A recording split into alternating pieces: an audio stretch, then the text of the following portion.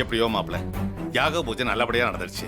அது ரொம்ப சந்தோஷம். அதுலயும் நீங்களும் என் கூட சேர்ந்து உட்கார்ந்து பூஜை பண்ணீங்க பாத்தீங்களா, அது எனக்கு டபுள் சந்தோஷம். ரொம்ப பெருமைப்பட்டுக்காதீங்க. உங்க ஊருன்னு பெருசா பீத்திக்கிட்டீங்களே. ஆனா அங்க ஒரு பிரச்சனை வந்து போலீஸ் ஸ்டேஷன்ல நீங்க இருந்தப்போ உங்களை காப்பாத்துறதுக்கு அந்த ராஜா சேதுபதியும் வரல, உங்க ஃபேமிலியும் வரல, ஊர் மக்கள் கூட வரல. ஏன் மாப்பிள்ள வந்துதான் உங்களை காப்பாத்தினாரு. சரி விடு ஈஸ்வரி, அதெல்லாம் முடிஞ்சு போன கதை. அதை எதுக்காக இப்ப பேசிக்கிட்டு? எப்படி பேசாம இருக்கிறது? போலீஸ் ஸ்டேஷன்ல இருந்த உங்களை அந்த கிழவி, அதான் உங்க அம்மாவால வெளியில கொண்டு வரதுக்கு துப்பு இல்ல. ஆனா நீங்க இல்லைன்னதும் அந்த யாக பூஜைய அவ பேரன்தான் செய்யணும்னு ஒத்த கால்ல நிக்கிறா. அதுக்கப்புறம் நான் தான் உங்க இடத்துல என்னோட மாப்பிள்ள தான் செய்யணும்னு சொல்லி ஒரே பிடிவாதமா இருந்தேன். இல்லனா அவ பேரனை உட்கார வச்சிருப்பா. கடைசியில நான் சொன்னதுதான் ஜெயிச்சுச்சு. என்ன மாமா, அத்தை எப்ப பார்த்தாலும் தோத்துட்டு நான் தான் ஜெயிச்சேன்னு உளறிக்கிட்டே இருக்காங்க. அத்தை, அதான் எல்லாம் நல்லபடியா முடிஞ்சு ஊருக்கே வந்துட்டோம்ல. இனிமே நடக்க வேண்டியதை பார்ப்போம். நீங்க சொல்றதும் சரிதான் மாப்ள.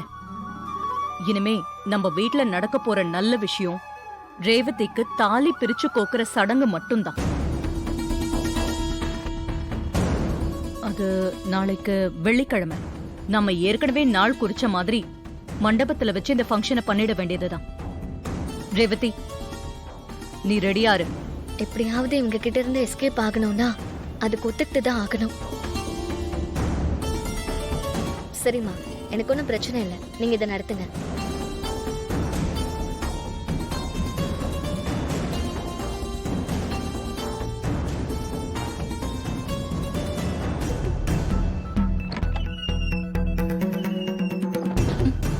என்ன ரேவதி இன்னைக்கு எதுவுமே சொல்லாம சரின்னு சொல்லிட்டு போறா?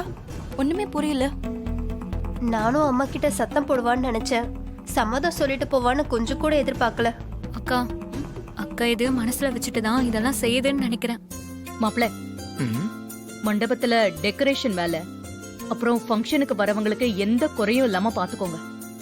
சாப்பாடு ஏற்பாடு கூட எல்லாமே நீங்க தான் பாத்துக்கணும். அத்தை, பொறுப்பை ஏன்ட்ட ஒப்படைச்சிட்டீங்கல்ல, எப்படி அசத்துறன்னு மட்டும் பாருங்க. ஓகே மாப்ள, மண்டபத்துல ஃபங்க்ஷன் முடிஞ்சதும் நம்ம ஏற்கனவே பிளான் பண்ண மாதிரி நீங்க நம்ம செங்கல் சூளைக்கு போய் லேபர்ஸ்க்கெல்லாம் சம்பளம் கொடுத்துட்டு வந்துருங்க. சரிங்க அத்தை. மயில் மாப்ள, இவருக்கு உதவியா நீங்களும் போயிட்டு வாங்க. ஆஃப் கோர்ஸ் அத்தை. பணத்தை கொண்டு போறாங்களா? இத வச்சு ஏதாவது ஒண்ணு பண்ணணுமே. மாட்னடி.